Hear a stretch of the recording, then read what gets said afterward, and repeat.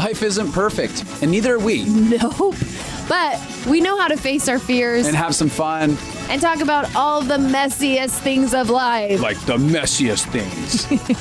Get connected to yourself, get connected to others, and get connected to the life right in front of you. This is The Connected Life with Justin and Abby. That's me. That's you. And you. All right, everybody. Double trouble. Double trouble. We're here with part 2 of our 2-part on this portion of the sex series. Yes. And if you haven't listened to part 1 last week with our good friend Laura Duncan, who's been on the podcast before, go ahead and listen to that before you listen to this. Now, if you did listen to last week's, you've probably been really hankering for this second part as we're diving further into compassion for the human experience and the roots that are all surrounding some of the destructive decisions that we make around sexuality and pornography and other issues like that. And so we really hope you guys enjoy this. And this is, again, just another portion of our sex series. Later on in the coming weeks or months, we'll release a few more episodes that we've curated for this topic. That's the truth. That I wouldn't lie to you.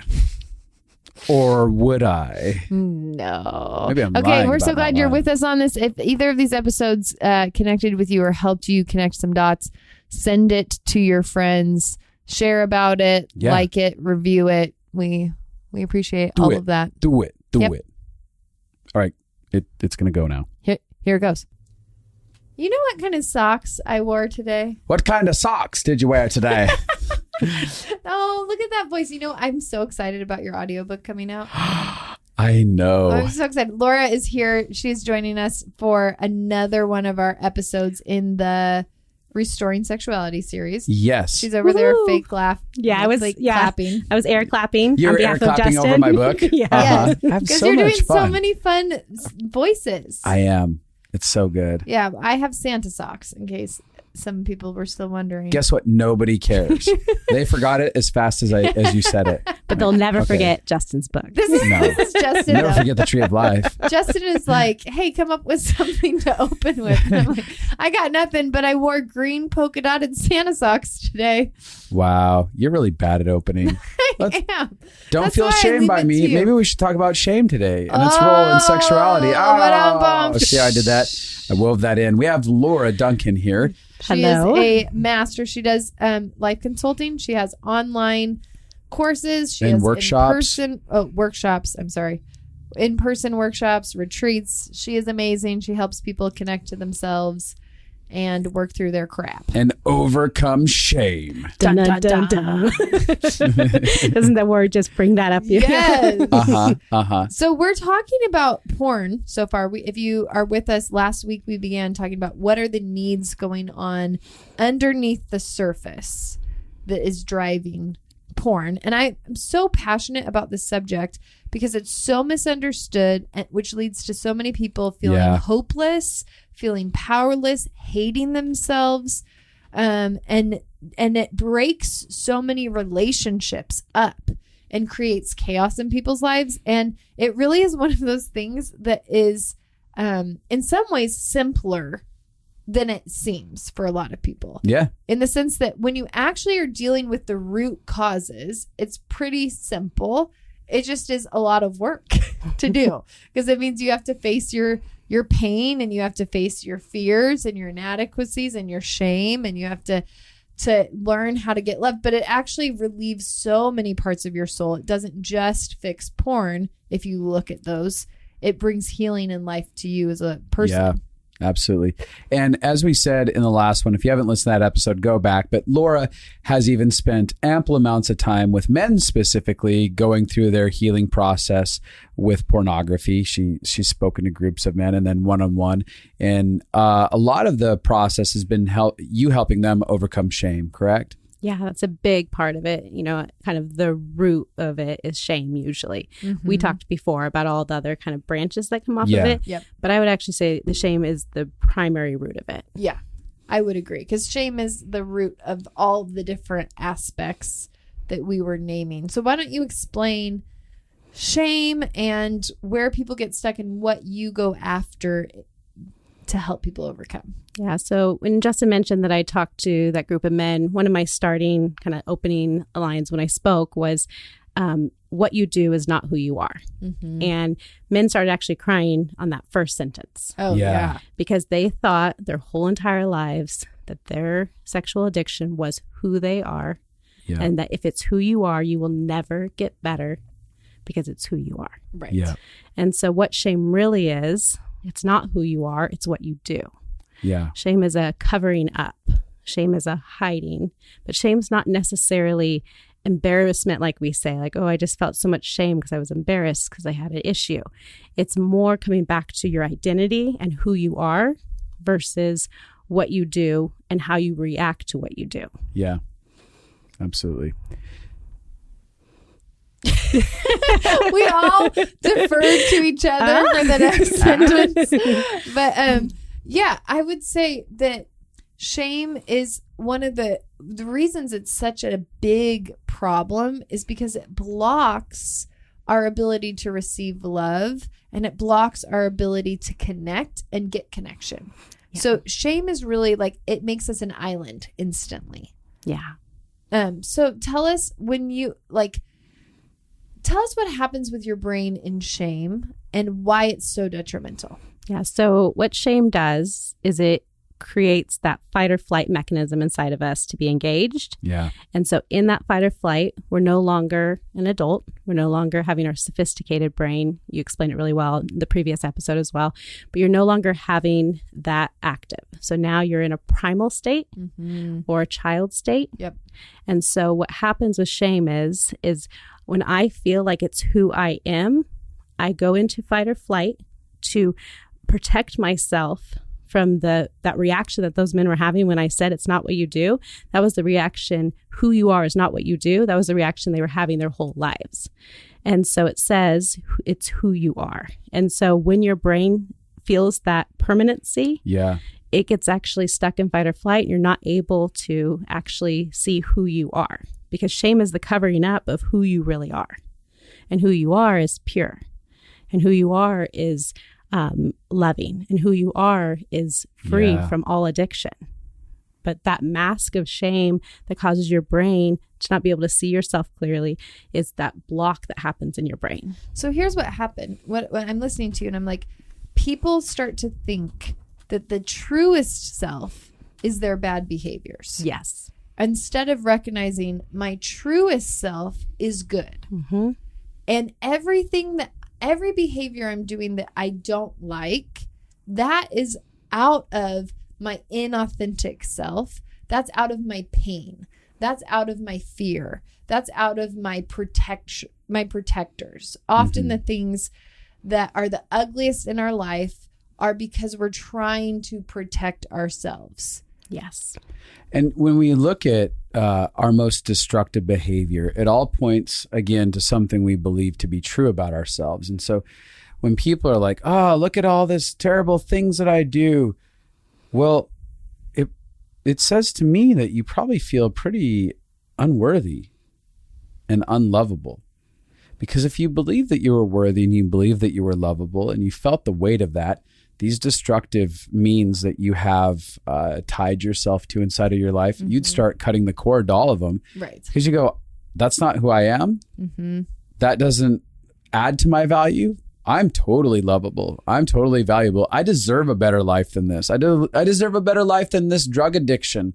I'm worthy of goodness. I'm worthy of good connected relationships.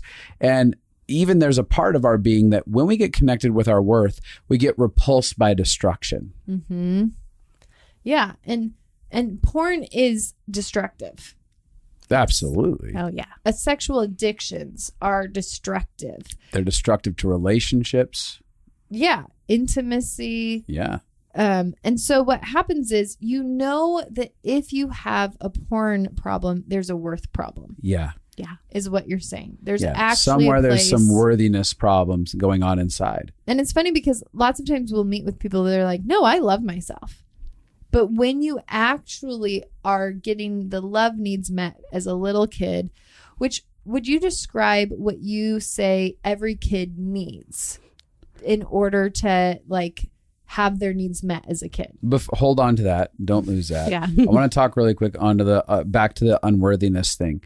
Because it can be as simple as when you look at someone and go, yeah, but you don't think you're worthy somewhere inside of you. You're like, no, I think I'm worthy. I think I'm great and everything. But then why don't you believe that you're worthy of sharing your heart with people? Why don't you believe you're worthy of people listening to you? Why don't you because a lot of times, even when we look at the idea of isolation, I feel lonely. Why? Because I don't believe I'm worthy of people taking care of me or being with me in the midst of my pain. So I try to brave this life all alone, taking care of everything, being self-sufficient. Right. And I wanted to give an example of, here's an easy way that this unworthiness manifests, that most people would be like, no, I'm just super capable. No, you feel unworthy and you feel unsafe if you actually let people into your life. Yeah.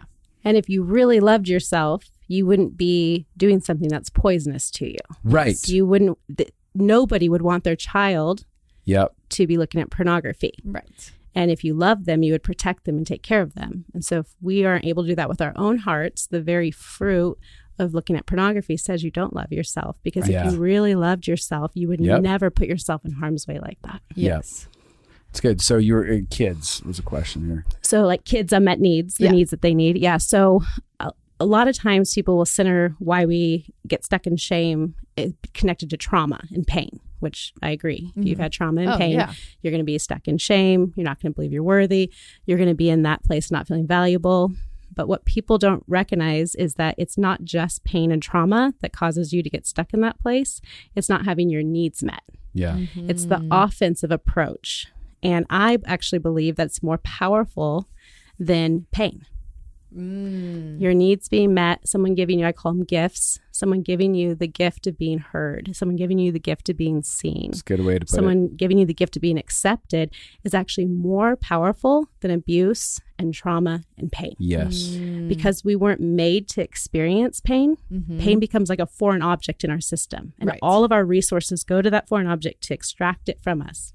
But what we don't recognize is that it would be more effectively taken out through the presence of your needs being met. Yeah. And I see over and over again, it's not that someone was abused that they went towards destructive behavior.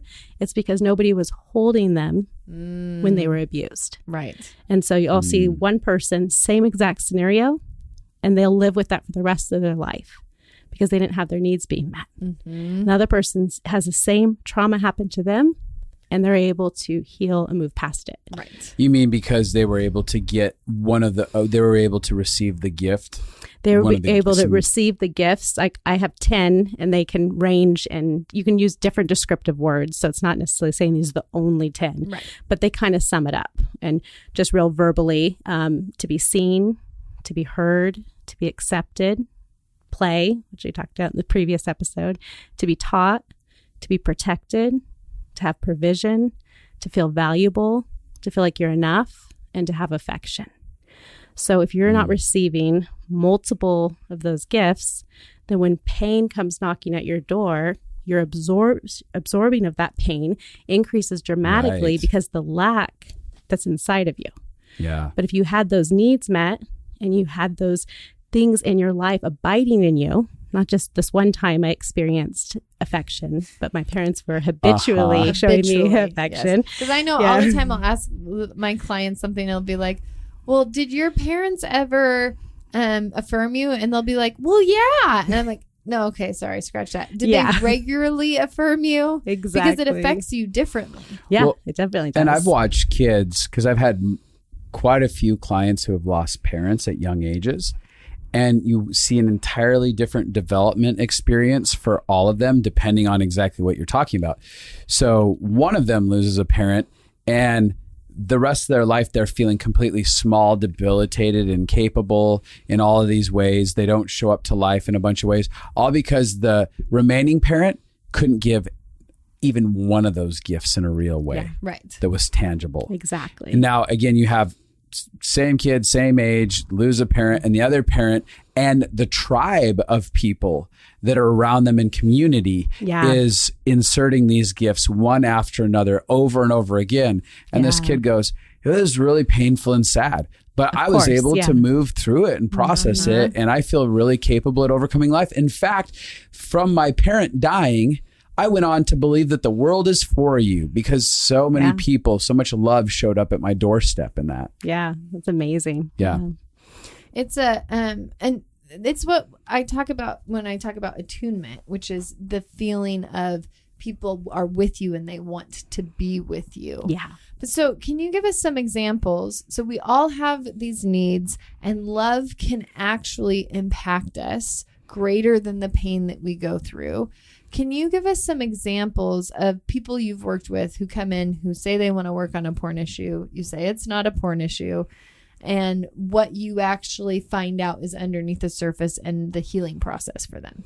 Well, just like we were talking about not feeling worthy, which I say not feeling valuable, similar thing. But when you don't feel like you're enough, you don't, for men particularly, not doing a stereotype, but for men particularly, one of the biggest unmet needs is not feeling like you're enough. Yeah. That was on the list of the 10. Yeah. So if your mom or your dad or both of them haven't been able to help you feel like you're enough when you're a child, you'll spend your whole entire life looking to be enough. Yeah, it was one of the biggest staples in my life. I did not feel enough in any way, shape, or form in my space. Yep, and it was foundational to be that powerful. Otherwise, it would just be our typical, I just don't feel like I'm good enough. But this is a deeper, just like the deeper loneliness you've talked about before, this is a deeper not feeling enough. That you're not enough in who you were created to be. Yep. And that's what's so devastating about it. And that's why we're frantically searching our whole lives. So what I would do is I'd probably do kind of an inventory and say, where are you at with these gifts? What did you receive? What did you not receive? And whatever we didn't receive as a child, we can tell the strongest because of how we act as an adult. Wow. If you've ever, one of the gifts is to be heard. And if you've ever seen somebody, they can be like, have great friends that are really good listeners. And they'll just be like, I'm just never heard. And, and you're like, that person just talked to you for 3 hours, you know? Nope, not heard. Yep. Because you don't feel it as an adult because you didn't get it when you were a kid. Is still feeling unheard. Yep, exactly. I know several of them. Yeah, exactly. And so if you don't have that gift abiding in you, but the same is also true if your mom and dad knew how to hear you, it lives inside of you. Oh, it does. So someone could ignore you and you still feel heard. Like, I felt so heard. Totally. The person's like, I didn't listen to a word they said. Exactly. You're like, they were there for me. I know it feels so dramatic, but it really is true because it's abiding in you. So we're finding what's abiding or not abiding in you. Right. Which what you just said can feel pretty traumatizing to people to hear if they had horrible parents, which is most of humanity. Well, to piggyback on what Justin was sharing about a parent dying young, when your children are young, that actually did happen to me. Yep. And so I can attest to this. Done that. Spoiler alert. Totally. And what I did with my kids once I knew about this is I started to make them aware. Part of why we don't have these needs being met is we weren't aware of them because if you didn't get them, you can't see them. Right. Yeah. Once you see them everywhere. But if you ask someone, see them, you can get them met. Exactly. So I started helping my kids see their lack of a father in these 10 ways. Yeah. And then we started bringing those people that had been able to give them these gifts, even though their biological dad had died when they were young children. Yeah. And so we started just like concentrated doses of just like daddy love coming in all these different forms. Because sometimes the need or even connection, when we say connection a lot, it's so vague. We don't know what it means. Yeah. So we say, I need a dad. What does that mean? Right. I need connection with a dad. What does that mean? Yeah. Yep. And so this is actually breaking it down into piece by piece of what you needed. I need to be heard. Yes. I need to play. be taught. And that is actually the connection that I need. And so when I went through it with my kids, and this took some time because they had to be made aware of it so they could see it and also see the sources that were able to give it to them. Because at first they're like, well, I didn't have a dad, so I didn't get any of these. Yeah. Let me add something there. Yeah, go ahead. One of the things that's really brave in that is that you're willing to dialogue about it, because most parents in a situation like that, they go, oh my gosh, I can't give what these kids need. I don't even want to make them aware of it. Yeah. Let's and I just did it act for like myself it's too. not a big deal. Yeah. I did it for myself. I said, what mom gifts did you get? What was I able to give you? You saw when they were like, I didn't get this from you, Mom. I know. And I was like, oh. And one was interesting because we always did a lot of things, but I didn't actually play directly with them, like doing action figures, like you said, and being that connected play. So all of my kids said, you didn't play with us. And I'm like, what? We went on trips. We went to the lake. We did the park. We did all the things. But they were looking for the intimacy of play and the connection of play, which I didn't give because my mom didn't give it to me. Yeah, no so I didn't know how to do it. So I didn't give it to them. So it is vulnerable to have these conversations with your kids.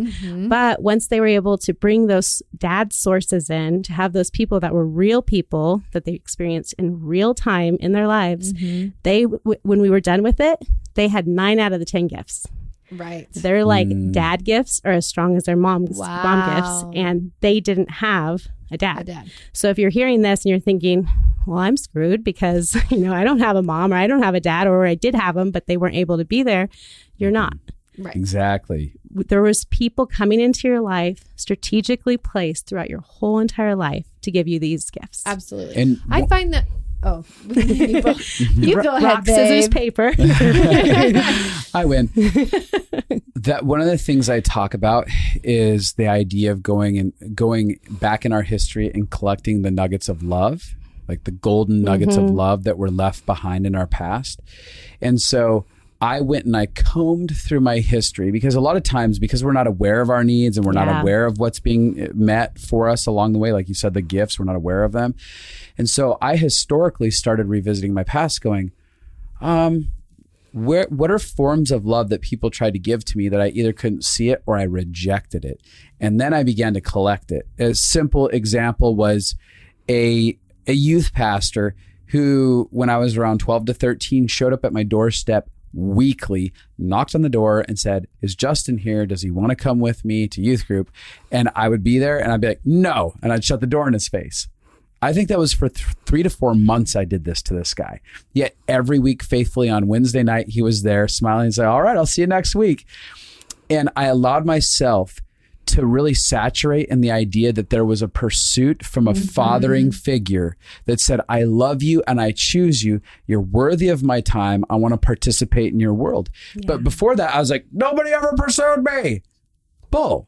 Dell did. And he did it passionately. and that was one of many examples of moments that people tried to give of themselves or love me in specific ways that I didn't know how to take in. That you didn't have a father. We have a series called the Father Series where we actually help you recognize the needs that you had and help you find ways to get those needs met now in a healthy way. I was going to say that for me, so he went back to the past. For me, I noticed this. It's really interesting because I have friends who have similar family structures as me. Like maybe, I don't really have mom biologically currently.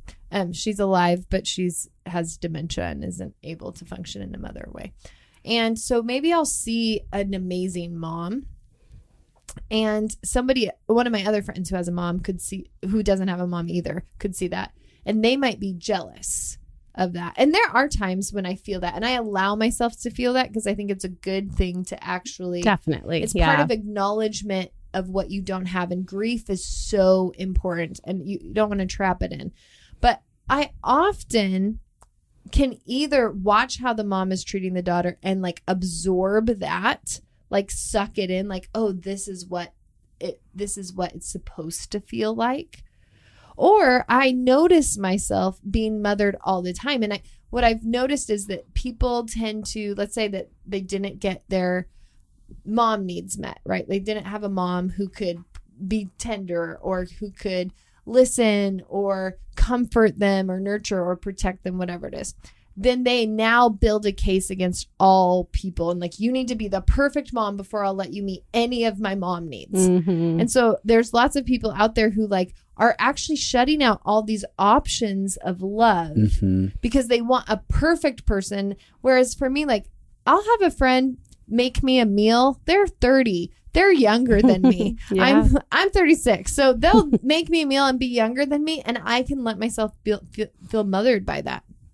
I can have somebody come who talks to me, who knows a lot about health issues, who's a woman, and I can feel mothered by that. It's like there's so many ways that you can actually. Anyway, I know that this is a far digression because we're talking about porn. And some of you out there are like, what does this have to do with porn? But this is exactly what we're saying is there is needs driving you to, you have these holes in your love armor. Like when your love armor is on, you make better decisions. There's holes in that are driving you to that. And we're actually talking about what the real root is. When you actually begin to let love and healing in, it affects all of the rest. So I want to dive kind of more back into kids for a second, now that we're kind of looking at the shame component and stuff, and maybe how there's a lot of parents out there that are going to be going, I don't know how to deal with my kids and pornography. I don't know how to talk to them about sexuality. And I think it might be worth kind of taking a moment with that. Yeah. Before we jump into that, I just want to say, statistically, I think it's like 10 to 11 is what they say is when kids discover porn. However, I think it's a gypped number because I think it's like kids, it's a survey of kids probably, or like who are lying, who are liars. No, I'm just kidding. The only reason I say that, and Laura's giggling over there, is because all three of us on a regular basis hear stories. We've heard thousands of stories of people and their first time looking at porn. And I would say between 3 and 7 is what the most common for me. Would you guys agree? I'd say it's very common. Yeah, definitely. Especially first introduction too. Yeah. Maybe they weren't fully addicted at between 3 and 7, totally. but they had their first introduction for sure. Yeah. One of the common things I've heard on there's a camp of people that's like, kids see porn, whatever, it happens, and they kind of shove it under the rug. There's either the extremism, the kid looked at porn, or the kid like saw it, whatever, who cares. I do want to say about pornography, and just a frustration, a side note, a little bunny trail, if you will. We're not doing any of those.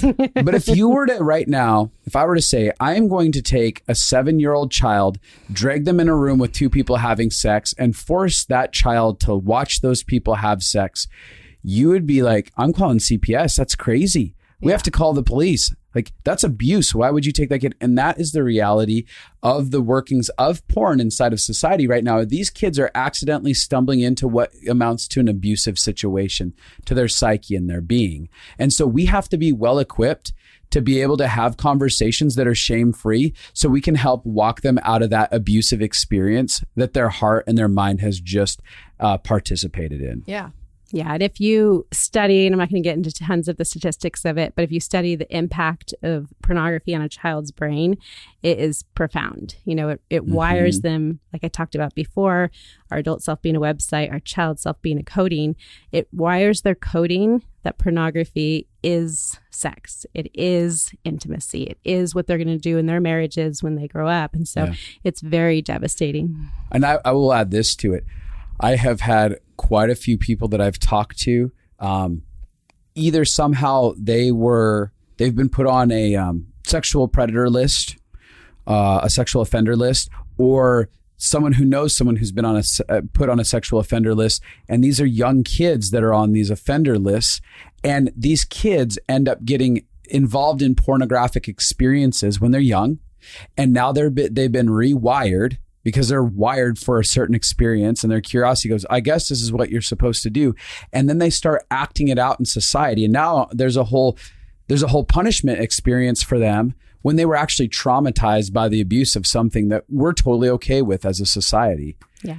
Which is the long-term effects in so many different ways. It's not just the emotional, but then there's far-reaching effects in their life that happen from this. So it is really key to create a culture that's shame-free around conversing about this. Can you talk about how it affects you differently at different developmental stages? So when your brain isn't developed, you don't know reasoning. You don't know how to objectively look at something and be able to understand how it works and how it functions. Whatever your perspective is your reality. Yeah. And so in those formative ages, I say the most concentrated time is 2 to 8 years old, which is interesting that it is very common for that 2 to 8 year old to be maybe 3, but 2 to 8 year old to be experiencing some level of pornography.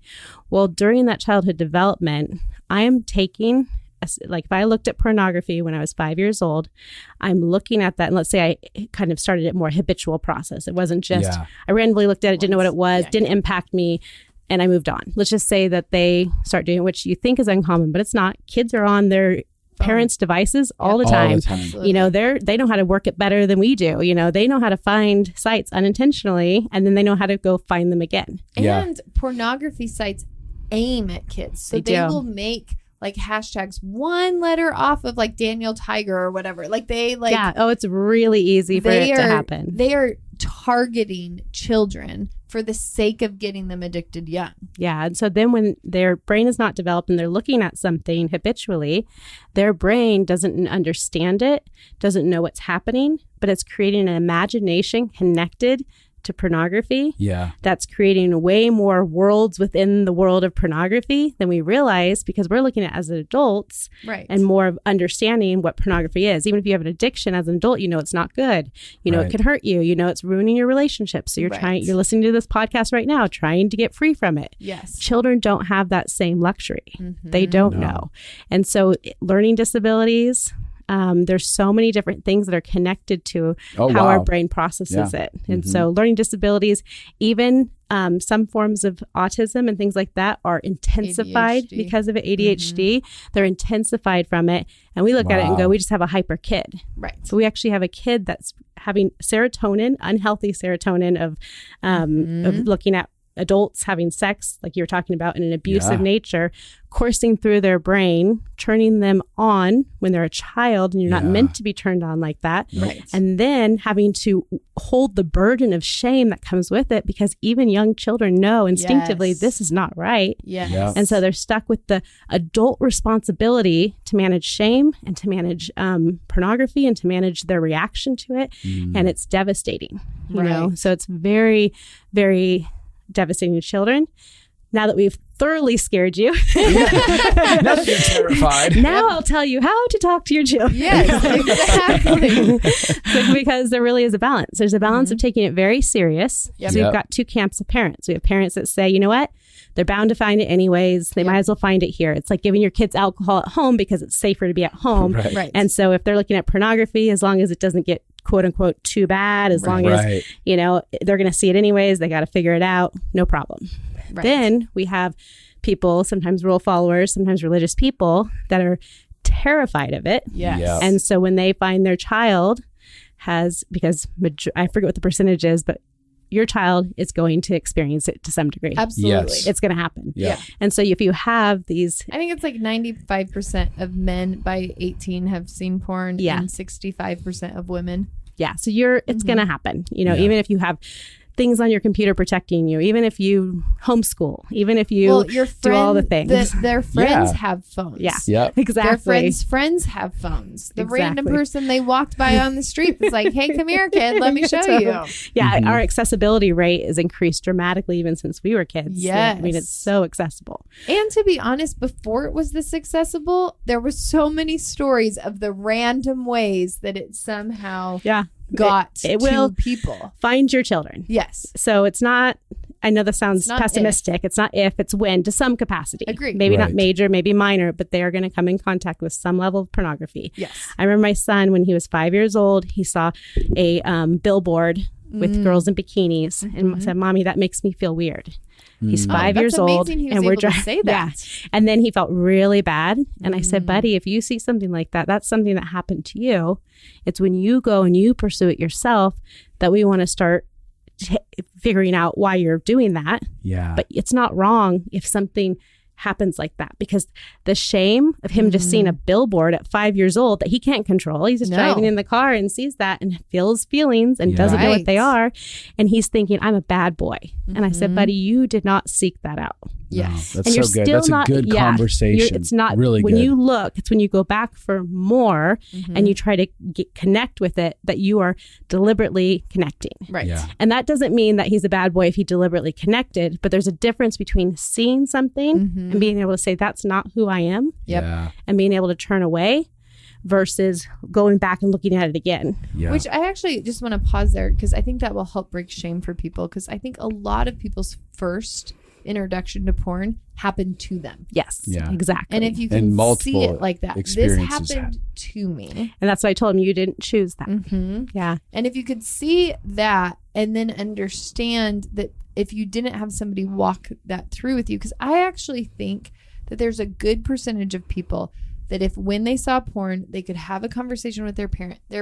I feel weird. Was calm. I feel bad. Exactly. Their parent didn't have a huge reaction, but could give them clear instruction of why that's not right. Yeah. I think that there would be much less. So much less. And really funny side note, right after we saw that picture, we went to the mall, and in Victoria's Secret has the girls in their underwear on the walls.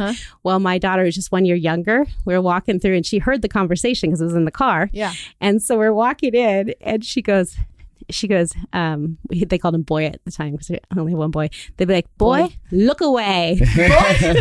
boy, look away. She's like 4 years That's old. hysterical. And she took what I said to her too. And she's like, saw it. And she's like, boy, look away.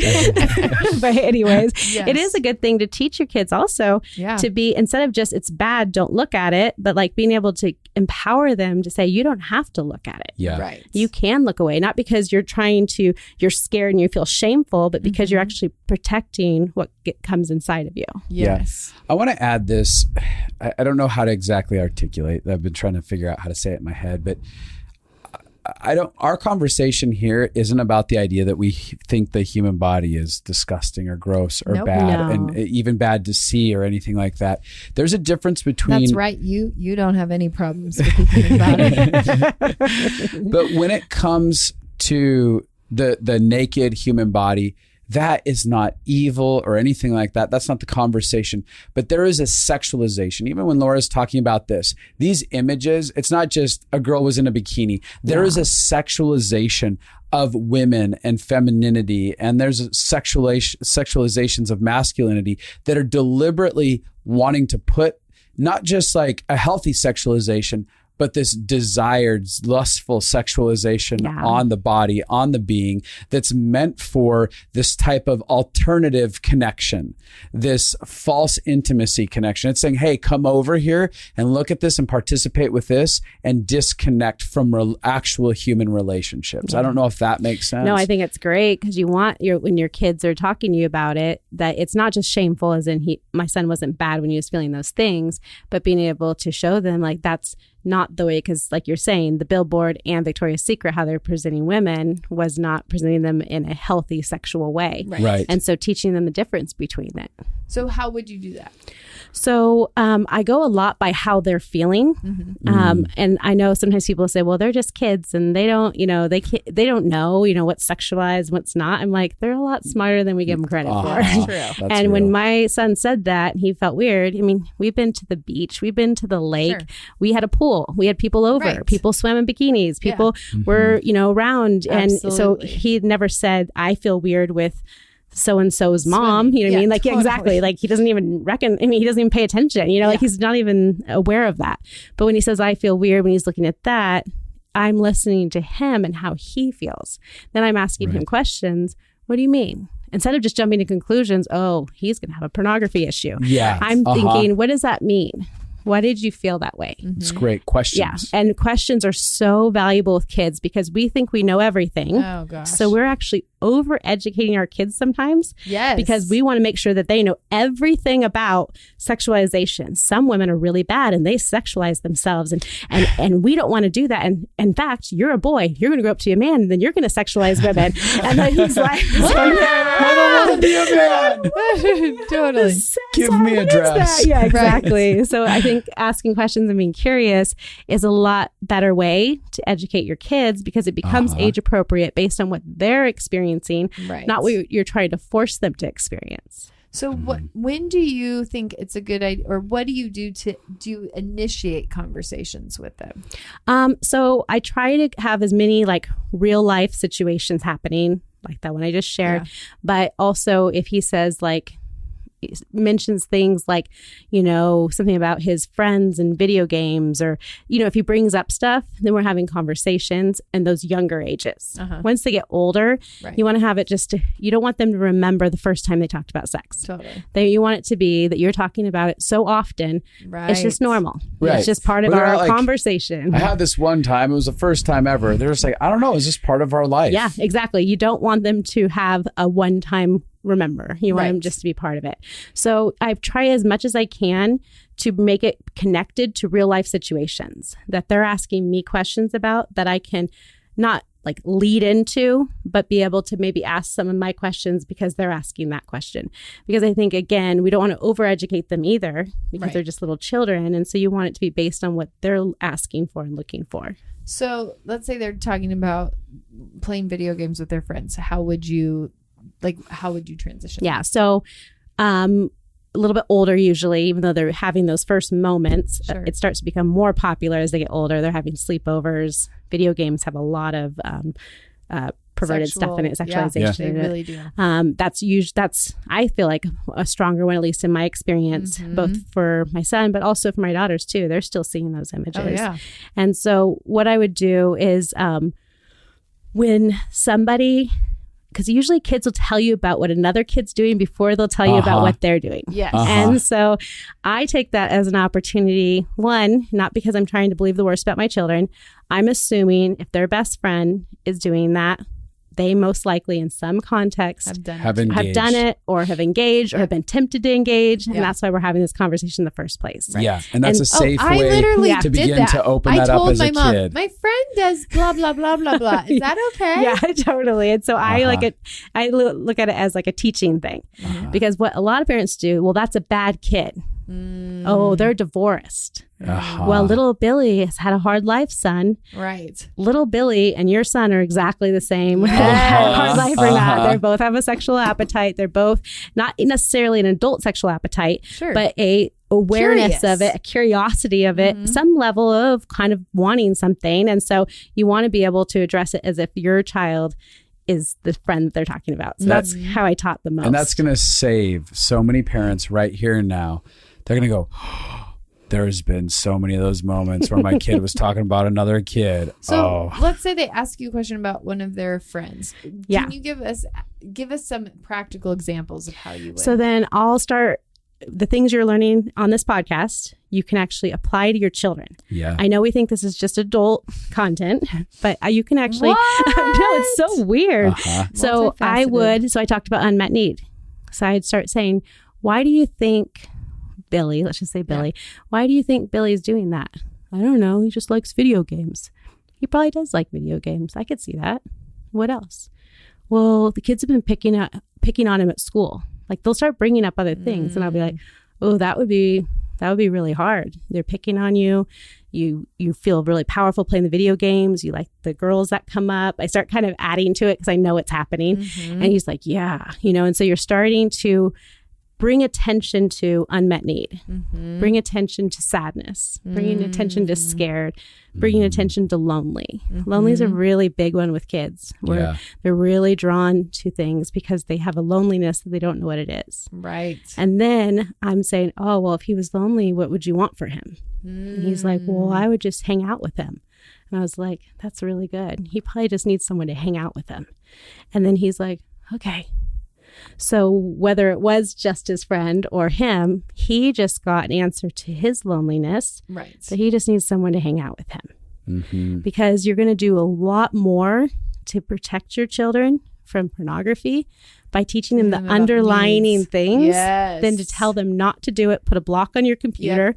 I actually, and I'm not saying that people should do this, people should do whatever they want to do, but we don't put blocks on the computer because it's not that they have limited time. Sure. My son doesn't have it on his phone or anything like that. Right. But I don't put blocks on the computer because I want to be in the room with them when they're on their computer. Right. I want to be having conversations about things I see pop up. Yeah. I want them And don't get me wrong, I don't want them to look at pornography. It's not like I'm like, go for it, have at it. It's not like that. It's with boundaries and with having perimeters around it. Sure. But I want it to open up the door to conversation. I want to teach them how to manage themselves versus me managing it for them. And then they turn 18 and they don't have a barrier and they're just sucked in. And so it's a lot of wanting to have those opportunities come up and then teaching them what to do with those opportunities. Yeah. I mean, I had a client who literally made their 25-year-old daughter babysit their 17-year-old son, and that he could not be alone. Oh my gosh. He could not be alone because that's how they were going to protect him from pornography. You are not going to be able to. No, he will find a way. Yes. And actually all that does is create this crazy mindset about it. Yeah. Well, that I'm not safe and I can't manage myself, especially as they get older. So everything is about walking through stages of development, realizing where is my child at in their development? Where is the places where I need to communicate, I trust you, because I've built enough history with you of communication that we actually converse really well, that if something does happen over here, I know you're going to come have a conversation with me, and we're going to walk that journey out because we've built that type of relationship. Yeah. And how can I help you with it? So my son actually came to me and said, Mom, could you put a passcode on my browser so I can't go on to the internet by myself? And I said, sure, I would love to. That's him asking for help. We had more of a conversation. Sure. I'm not going to get into all the details, but he was coming to me saying, I need help. Right. I wasn't imposing it, even though I put the password in on his request. Yeah. But he came to me recognizing, I don't want this to be part of my life. I don't want this to be an access door. Could you help me by putting a code in to protect it? Yeah. Versus, and I'm not saying, hear me when I say, if you put restrictions on things, that's okay. Yeah, I think so But too. restrictions in themselves are not going to have the heart attitude change on your child. That's just going to restrict them until they have an opportune time to do it. It's kind of like when you don't let your kids eat sugar and then they go to their friend's house and they binge eat all of the things. And I actually think it's good to not let your kids eat sugar. So I don't neither is totally, bad. You just got to be aware. I think really quick, and then I'll let you go. What I'm hearing you say is that we have the ability to fortify children's hearts. Exactly. Yeah. Like vitamins. Like here's a vitamin to help you be less, to get this virus less, to help your immune system be stronger. And the vitamins are learning your emotions, being able to have language for your emotions, and then learning how to get your needs met. All of those things, learning there's space for me to be sad and not my mom's just trying to fix me when I'm sad, or now they're running over me, or they laugh at me when I'm sad. But there's actually space to define what your kids feel. Yeah. And then there's space to feel it. Yeah. And then there's how can we get your needs met? Yeah. Those three things. And if you're listening and you're struggling with porn, or you know someone's struggling with porn, you know that they probably didn't have help like this. Yeah. And this can be a place of you being able to step into compassion for them. Yeah. What did you want to say? Oh, it's just simple. It was the idea that usually when authority figures or parents use some blanket, like, oh, we just put restrictions on everything. That's usually their solution to their inability or their lack of desire to connect and relate and be involved and put the investment in relationally. Yes. So they're like, let me just find something that's a fail-safe parent where I don't have to be an active participant in this journey. And oftentimes that's not, I don't want relationship. It might be, I have shame about this, or I don't know what to do, or I feel inadequate. Sure, but those are all relational aspects that they don't want to have to engage in because it feels scary, overwhelming, too difficult. They didn't have the right tools, and I don't want to go find out what I need, or I don't know where to start with it. And so there's a lot of places where it's inadequacies that parents are feeling.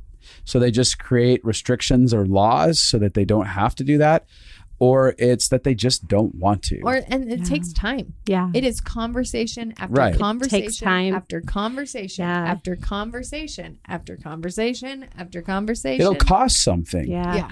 And I was going to say, lining up with that is it hurts. Mm-hmm. So when your child, girl or a boy, you find out that they've experienced something that hurt them in that way. Right. Like it hurts. Like it costs you something to sit down with them and say, hey, what's going on? You know, what's in your heart, you know, and that is actually something that we are adverse to pain as adults. Yeah. That's why we have our own addictions. Right. Yeah. And so we're avoiding pain. And so like Justin was saying, we're indirectly avoiding the pain of our children because it's going to hurt us. Right. Yeah. Like unless you're very emotionally detached, when you find, and that does happen, but if you are a level of attached with your child and they have an experience with pornography, your heart's going to hurt. Right. Yeah. And that's why we usually get mad at them. Yes. Because our heart's we felt hurting. the sting of that. Yep. And so in order to humble myself, and you're thinking, why would you humble yourself? They just looked at pornography. They should humble themselves. The parent humbles themselves to be vulnerable with their pain. That this scared them, that this made them feel sad, that they're feeling what their child's experiencing, and to come low with them and not use emotions to manipulate the child in the moment, but to genuinely feel what they could be feeling, because that's what empathy, compassion is. You're actually feeling what they're feeling, both as a parent and even as a human. And so that's the part, I think that's one of the hardest things, because even if we give you a list of all the things you're supposed to do, even if you do all those things, but you're avoiding the pain, that's right. You won't be with them and they're lonely because you're too scared of it. Yeah.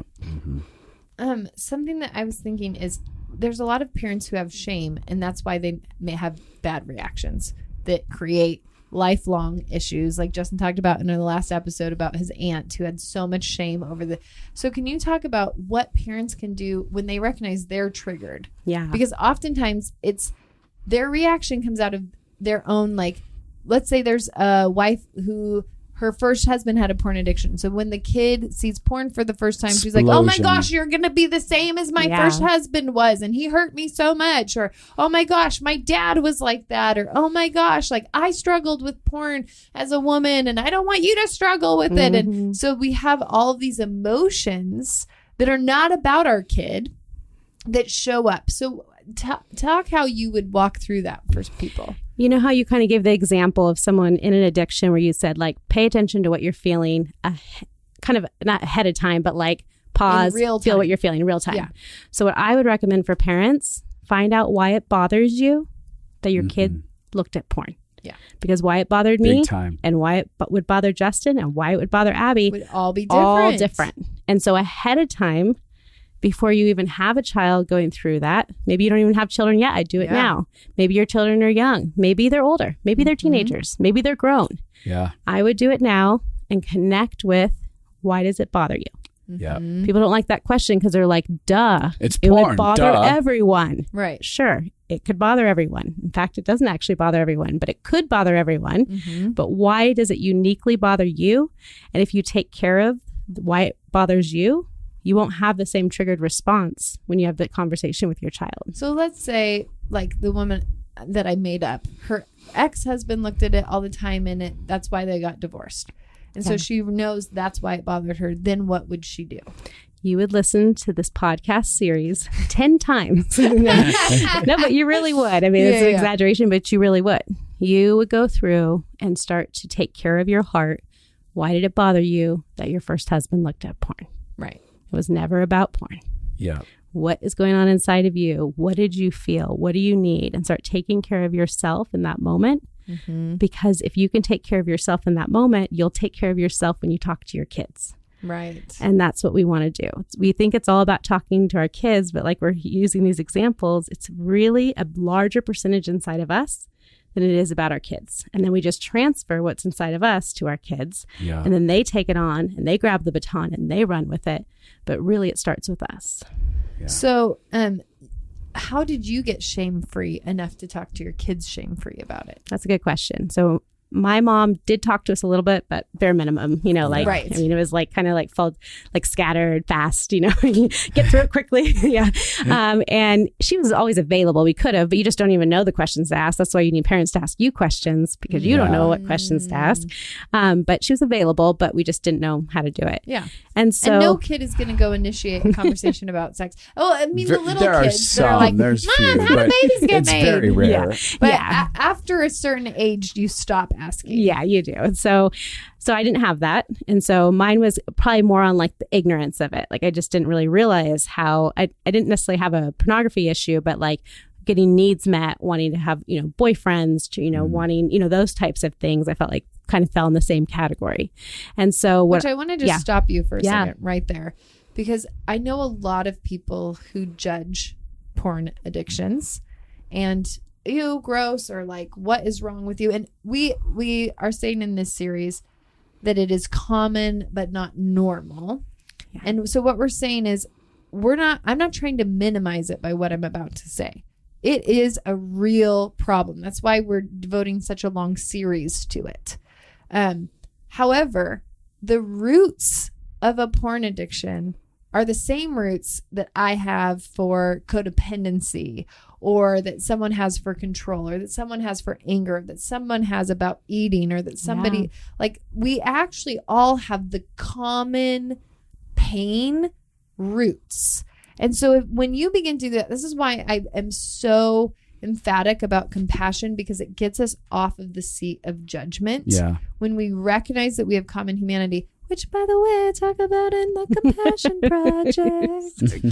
If you like this podcast, these two specifically, we deep dive. It's a deep dive, the Compassion Project. You'll love it. I break it down real clear. But I totally forgot what I'm saying now. You were kind of recognizing that we all have these, even if it's not specifically. Yeah, we all have pain. We all have needs that didn't get met. We all have places we have shame. We all have, and so it's manifesting in porn for some people, but it manifests in our life.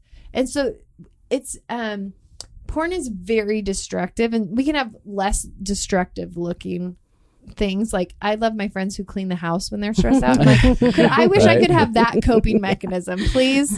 But that's not mine. I clean too much. Yeah, I'm just so frustrated. I cleaned the whole house. Justin would be living in heaven. Uh-huh. But so I want to just mention, as you were talking about that there is, especially when we're being hurt by somebody, we want to say well, yours is the worst, and we want to distance ourselves. But there is a very human need underneath the behavior. The behavior we are not saying is okay, but the human need we're saying is normal and a part of all of us. Yeah, definitely. Do you have more to say on that? Because I was going to ask you if okay.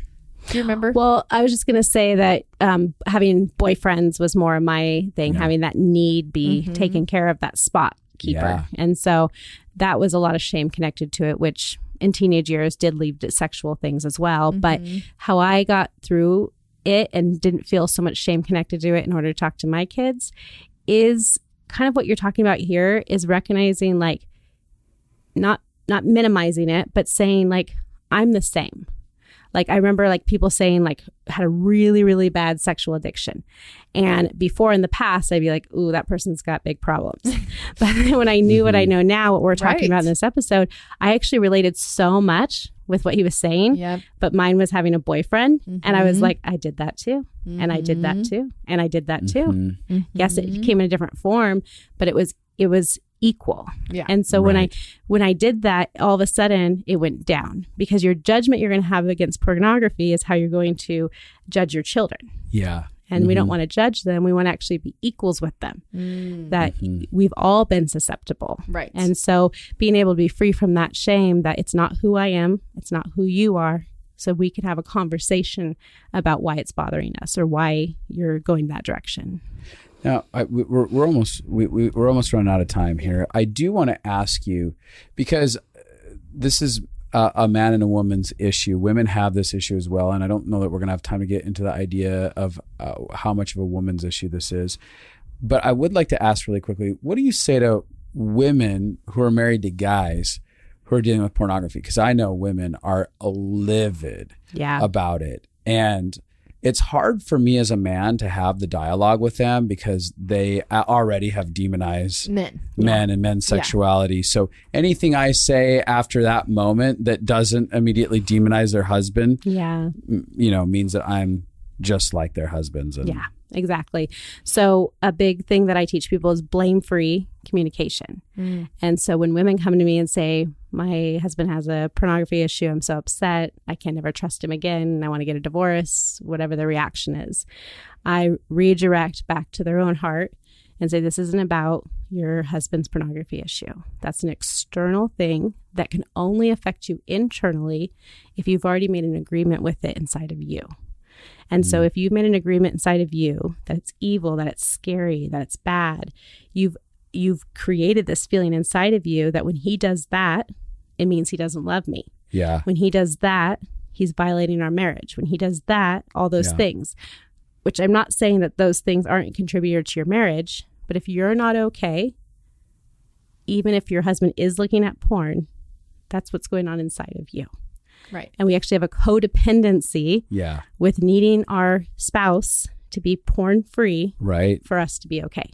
So what you're actually saying is there is pain that we already have before he looks or she looks at porn. Yes. Right. That when we find out that they look at porn, it pushes on the pain that is already there. I'm already scared of being rejected. I'm already afraid I'm not enough.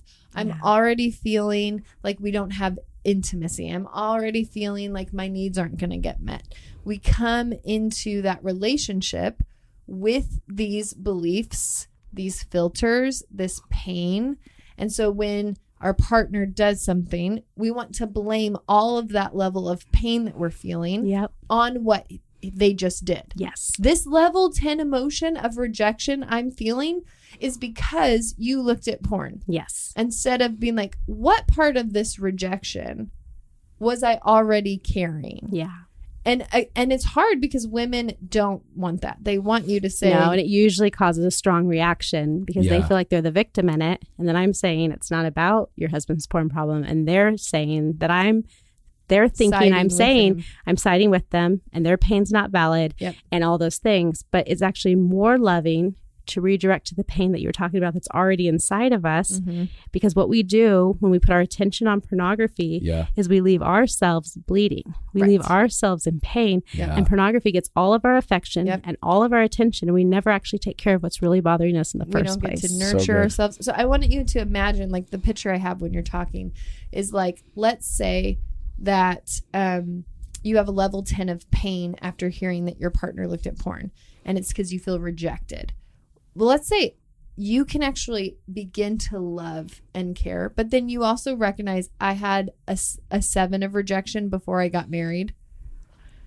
You can then begin to like go on the healing process, because if you get rid of that 7 rejection, now when your partner, if they look at porn, you feel a 3 emotion instead of a 10. Exactly. And so you actually, it's the way that you can have power while they are on their healing journey. The way that you can have power is to allow it, not allow it like I am allowing porn in my life, but like allow the circumstance to trigger you. Yes. So that you can get healing and whole. Yeah. And then what I say is, so I'm very big on, like, obviously I did the compassion project. I'm very big on compassion and getting your needs met and taking care of yourself and being powerful. I also am very big on like making powerful decisions. So I think it's important to have some, like, there needs to be conversations between the two people. There needs to be, so I didn't want to say one at the loss of the other. No, but we can hold TID both. trigger, the conversation you're going to have when you're in a TID trigger with your husband that just looked at porn is going to be very different than the 3 conversation you're going to have with your husband. Absolutely. And the level 10 trigger you have with him is actually just going to keep this shame cycle going. Yep. He's not going to feel safe to talk to you about what's really going on. You're going to be intense. He's going to trigger. He's going to go do his bad behavior. You're going to go feel more rejected. And it just keeps the invalidation cycle going. And it keeps you from seeing who your husband is, because you have an emotional attachment to what he did and not an attachment to him. If you take care of your level 10 trigger, and now I'm reconnected to my true self, I can now see you for your true self, so that I may have the opportunity to give you compassion in your weakness. Right. Because it's not because it's a woman's responsibility to give this to the man, but the most powerful thing you can do as a wife is to see the person, see your husband for who he really is, and be able to give him compassion separate from what he did. You could have a separate conversation about what he did. Right. But the first conversation is person first, behavior second. Well, and really what we're talking about is, it just flew out of my brain, but I'm loving this conversation so much. So when you see your spouse who's looked at porn, whether it's a woman or a man, and you're hurt by it, if you can see the little boy or the little girl, and you can see they're feeling rejected. Oh, they're feeling alone. Oh, they're feeling scared. If you can go back to seeing the humanity, not just they did this against me, not just I'll never be enough, because once you've comforted yourself, you can get out of those pockets. Then you can see the little kid in them and you're like, well, my little kid was just saying the exact same thing. So we're just two little kids who don't know how to get our needs met. Yeah. And that can begin to build camaraderie instead of disconnection. And equality. Because usually if one person has the issue, they're inferior, and the person without the issue is superior. Right. And you're actually bringing it down to equality. Now, that being said, I think it's really important for women. Like, I actually think women need to have anger about it sometimes. It's part of the grief. It's part of grief. It has to happen. And even for men, I've seen lots of men that they respond when their wife has emotion. Now, don't go out there and be like, I'm allowed to be angry because Abby, like, don't use anger against your spouse. It's not about an issue of punishment. No. And that's why we're talking about dealing with your pain and being able to get to compassion for them. Yeah. Because punishment will never bring healing or restoration. No. Even though it feels good for a minute. And we think that will correct behavior, but it's kind of the same thing. Punishing your spouse is the same thing as that 25-year-old girl babysitting a 17-year-old. Like, that's not actually going to create the results that you want. Now, I do think sometimes you can put boundaries while you're healing your heart. Exactly. I agree. And we're not really giving specifics because there's so many different scenarios in this, and there's not a one size fits all, because it really has to do with your pain and your partner's pain and how to work it out. So we're not going to go into this is now the boundaries you need to set and this is the rules that you need to set. But one thing that I will say is when I'm working with people who have a spouse who have an addiction, what I am wanting is that they have is your partner willing to go after healing on this? Now, you're not powerless. You get to be powerful over you no matter what. But that's the thing. If they're willing to look at it, then it's going to be a process. Fair enough. That's well. I was like, I'm going to have to stop it there because then I could go into launch into a whole other spiel. But it takes time to work through figuring out how to get your needs met in a healthy way. And we want to give women a way to be empowered. One of the things you can do eventually, sometimes it does need to create other ripples. Would you say that? I don't know how to say that without. Sure. I don't know. I'm trying to be PC. I'm trying to yeah. It's one of those things where if I explain something, all of the wrong people will use it as vindication. Like if I say, and this is actually okay for you to put your foot down and say this, then all of the people who haven't done their healing work will be like, Abby said I can do this to you. So I'm like trying to be vague. Totally. Well, to wrap this up then, Laura, I just want to say thank you so much for coming and participating with us. Yeah, thanks for having me. Such good information. It was a great exchange. Again, you do online workshops and people can find out more about you on lauraduncan.com. Yep. And they can find you on Instagram. Yeah. Laura Duncan Consulting. Yeah. And if you're interested in what she talked about, the 10 gifts, she does a workshop specifically on that. Yeah. And also, if you're interested in compassion, we have a series. It's an online course called The Compassion Project, which me and Justin made. It's over 13 hours on this, where we break it down very easy for you to know what to do. At Laura's rolling over laughing. Justin is rolling his eyes.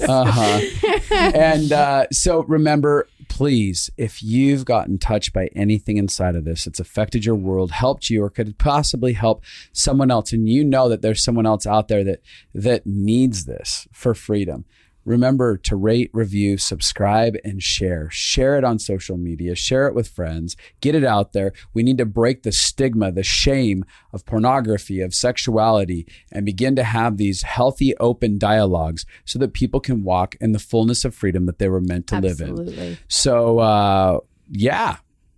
Goodbye. Goodbye. Peace out.